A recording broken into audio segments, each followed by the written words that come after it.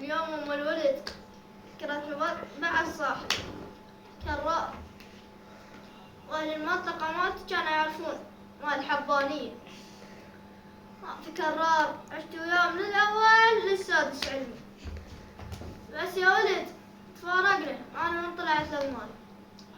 يا ولد اليوم ذكرتني بيه، قالت أم الولد عنده صاحبة من الأول للسادس ابتدائي وضاحت.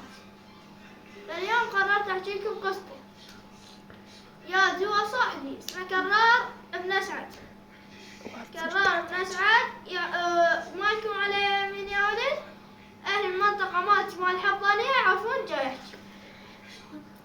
يا ولد هذا كرار كلش يموت عليه، يعني كل شيء تتصورون، ما تتصورون أنا أحب. فأنا وياه راح أحكي لكم موقف من المواقف وياه. كنا بالسادس ابتدائي، سادس ابتدائي وخامس، والله ما أتذكر، سادس وخامس. أبوي يصحوا لنا كان أبو شاهين، ما راح أقول اسمه الحقيقي، أبو شاهين. يا ولد فأبوي مرة طلع لقاني أنا وكرر الساعة تقريبا بالعشرة بالليل. يا ولد مو لقانا أبوي بالعشرة بالليل وياه بالشارع، كمشنا أبوي أنا وياه بالعقاب، والحبانية يعرفون جايته طب طب طب طب. بيوم حتى كرر بات يمنا من البيت، ظل يبكي جاي بالسادس الحكي ويبكي. أنا لا ما أبكي، ظليت هيك أبو علي يأذنكم على يمين، بس لا تضحكون يا ولد، هيك ضحك. وأنتم على يمين يا ولد، من كثر ما بكى كسر قلبي. نمنا أنا وياه، صبحنا اليوم الثاني جتهم كرار هاد علينا، قال ابني وين؟ ضيعت ابني.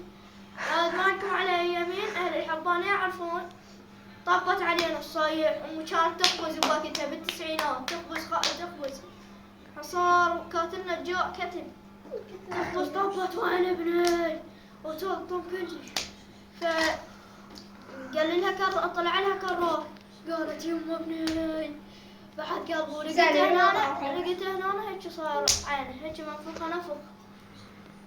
قلنا لها ابوي ضربه على قولتين الناصرية طقه، ابوي طقه.